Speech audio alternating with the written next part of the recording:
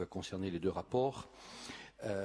Donc pour intervenir sur celui-ci plus précisément, c'est un rapport quand même qui nous est parvenu très tardivement, puisqu'il a été rajouté à notre grande surprise. Ça nous a demandé beaucoup de travail. Alors peut-être hasard du calendrier ou volonté de reprise en main politique, puisque j'ai entendu parler précédemment par le président de l'AUE de posture politicienne. On peut se poser la question face à la conférence des maires qui a été mise en place. On peut se poser la question, mais le débat n'est pas là. Je crois qu'il faut l'élever un peu et se positionner de manière pragmatique et concrète sur les difficultés aujourd'hui, puisque la compétence urbanisme est à la commune et les difficultés des maires à réaliser des documents d'urbanisme. Et pour preuve, encore depuis 2015, il n'y a pas de documents d'urbanisme qui sont véritablement sortis et véritablement été approuvés et maintenus. Le dernier, il y a encore quelques semaines, a été annulé. Et pourtant, l'AUE existe depuis 2011. Et dans ce même rapport, il est écrit que l'AUE ne remplit pas sa mission depuis sa création. Donc on voit bien quand même qu'il y a des contre-vérités et voire des oppositions. Et force est de constater très clairement et de manière très tranquille, et ce n'est pas une offense ou une critique, qu'à un moment donné, le système ne fonctionne pas et que l'engrenage est grippé. Et pour preuve, c'est le résultat. Donc l'objectif n'y est pas. Ceci étant dit, vous insistez sur les faits que, Monsieur le Président de l'AUE, que les communes n'arrivent pas à sortir un document d'urbanisme. Il semblerait que par miracle, d'un seul coup, aujourd'hui, avec ce rapport, on va régler tous les problèmes. Moi, j'ai de forts doutes, et c'est la proposition que vous faites en espérant justement apporter une réponse. Parce que si on va voter ce rapport et en face, ce n'est pas la réponse et on ne va pas aboutir, je ne trouve pas un grand intérêt. Moi, je vous pose la question un peu autrement. Pourquoi les communes aujourd'hui sont vraiment en difficulté, et les maires et les conseillers municipaux, et sont à la peine pour élaborer leurs documents d'urbanisme? Une simple et bonne raison, l'empilage et des différentes lois, la vulnérabilité, j'insiste, du PADUC et ses imperfections. Certes, un PADUC, il le faut, nous en sommes heureux, mais ce n'est pas parce qu'il y a un PADUC qu'il n'est pas perfectible et qu'aujourd'hui, depuis 2015, 4 ans plus tard, à quelques mois après, on peut se poser la question s'il n'y a pas des choses un peu à modifier et à corriger. Peut-être que c'est aussi une partie de la réponse et de la solution. Je ne le dis pas avec certitude, mais ça peut l'être. Mais aujourd'hui, il suffirait tout simplement que notre Assemblée sagement décide d'opérer ou de le revisiter ou d'une révision, et cela pourrait, sans perdre de temps, aller très vite. Et pour preuve encore une fois, pas de PLU, et même les PLU, les communes qui ont des PLU, qui avaient l'obligation d'être en compatibilité en novembre 2015, ne l'ont pas fait, ne peuvent pas le faire. Et Monsieur le Président de l'AUE, vous êtes un témoin parlant, puisque vous êtes maire d'une commune avec un PLU, et je ne sais pas si encore aujourd'hui vous avez mandaté un cabinet pour être en compatibilité. Donc vous voyez qu'à un moment donné, nous ne sommes pas sur la ligne d'arrivée, nous ne sommes pas au résultat. Et pour cause, tout simplement, parce que vous savez très bien que c'est complexe, et vous le disiez vous-même lors d'une précédente réunion dans d'autres instances, pour faire un PLU, il faut au moins 10 ans. Donc pour le réviser, ça devrait aller plus vite. Eh bien, on a les difficultés. Et d'autres communes, et je ne parlerai que de quelques communes de la CAPA que je connais particulièrement, qui ont des PLU, puisqu'il y en a très peu, eh bien, une grande difficulté aussi là-dessus. Donc, à mon avis, il faut se poser les vraies questions. Alors, est-il choquant qu'une agence d'urbanisme puisse se substituer à un bureau d'études? On peut se poser la question.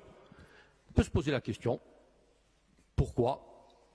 Et pourquoi pas, après tout? Mais alors, à ce moment-là, l'AUE est en PPA, personne publique associée. Il y a un mélange des genres. On ne peut pas être bureau d'études, élaborer un PLU avec d'une prestation payante ou pas, et ensuite donner un avis et être PPA. Il faut clarifier la situation. Ou on accompagne, on a le rôle d'un bureau d'études, ou on est PPA. Même si, en tant que PPA, ce n'est qu'un avis. Et d'ailleurs, l'urbanisme n'a pas eu, l'agence d'urbanisme, je pense, le plaisir de donner beaucoup d'avis, et encore moins, je peux vous poser la question, combien d'avis favorables depuis que vous êtes à l'AU? Il y en a certainement, mais proportionnellement au nombre de communes. D'avis, je parle d'avis. L'avis de l'AUE, je parle bien de l'avis de l'AUE. Non. Mais oui, l'avis de... Non. c'est la collectivité qui ne paie pas. Mais là, nous sommes bien d'accord que l'agence d'urbanisme, le président de l'exécutif donne un avis. C'est le président de l'exécutif qui donne un avis. Oui, avec le rapport de l'AUE. Nous sommes bien d'accord. Je pense que le président de l'exécutif ne prend pas un avis sans avoir consulté l'AUE, bien sûr. Donc l'avis du président de l'exécutif dépend bien du rapport de l'AUE et des services qui l'ont élaboré. Sauf si, Monsieur le Président, vous attribuez cette largesse, je ne le pense pas, tout simplement. Et je l'espère, du moins. Bien, donc, pour poursuivre. Alors, quel impact sur la liberté des communes? Si l'AUE répond et est choisie, est-ce que la liberté de la commune sera la même? On peut se poser la question.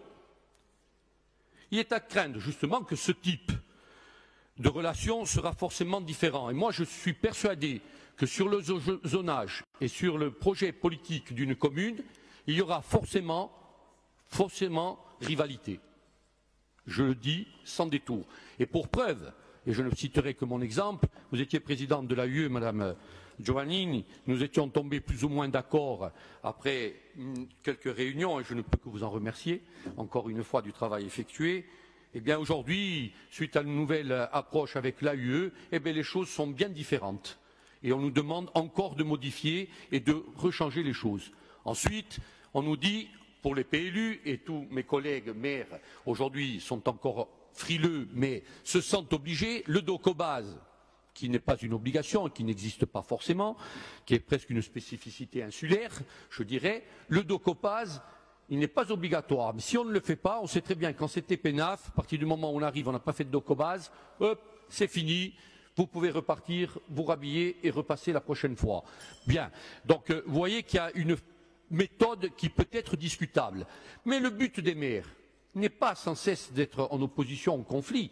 Le but d'un maire, c'est aujourd'hui d'élaborer son PLU, son document d'urbanisme, dans l'intérêt de sa commune, dans l'intérêt général. Et croyez-moi que les maires que nous sommes n'ont pas uniquement une intention de construire, de bétoniser ou d'urbaniser. Sortez-vous cette idée et arrêtez de véhiculer auprès de la population et l'image que les maires sont là uniquement pour avoir des permis de construire. Et je peux vous donner pour exemple que les communes qui sont dites ou ont été soi-disant celles qui construisaient le plus, aujourd'hui, quand on fait le compte de ces communes par rapport à d'autres communes qui se disent protéger ou protéger leur territoire, eh bien moi je vous assure, et j'ai les chiffres à l'appui, je ne le dirai pas aujourd'hui, je ne veux pas offenser personne, qu'elles sont bien en deçà du nombre de permis de construire accordés dans leur commune. Et depuis 2012. Donc bien avant et préalablement au vote du PADUC.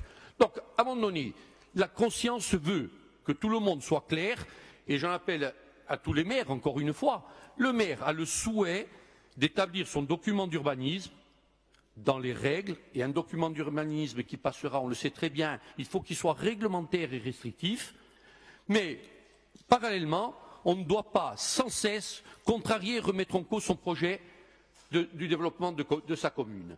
Et aujourd'hui, c'est ce qui se passe. Et à mon avis, c'est le point d'accroche et c'est le point qui empêche et qui crée la crispation et qui ne permet pas d'avancer.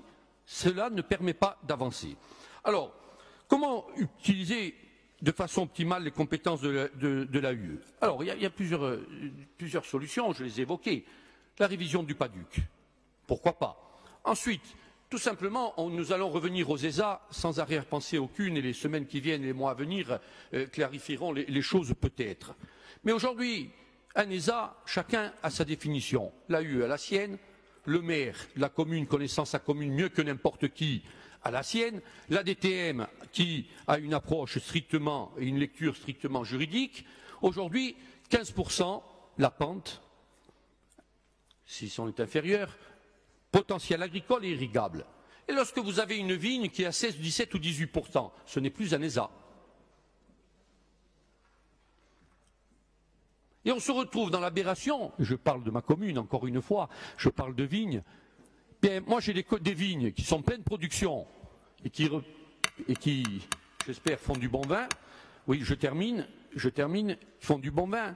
Je vante le vin de la Perrache. Eh bien, qui ne sont pas en ESA. Et en contrepartie, une parcelle qui a en partie, en dessous de 15%, et une partie qui est au-dessus de 15% de pente, eh bien, à ce moment-là, est totalement mis en ESA. Donc, on voit bien ici, encore une fois, je ne parle pas des ESA artificialisés qui ne devraient pas être pris en compte. On voit bien, encore une fois, qu'il y a un ajustement, et c'est le souci, la voie que je veux porter aujourd'hui, un ajustement et une approche plus précise à faire afin que l'on puisse aboutir. Donc vous imaginez bien que, Monsieur le Président, que nous voterons contre ce rapport, bien évidemment, puisque préalablement nous n'avons pas été d'accord et nous ne sommes toujours pas d'accord sur la façon dont et l'approche qui nous est présentée. Merci. Je vous prie de m'excuser si j'ai débordé de 10 secondes.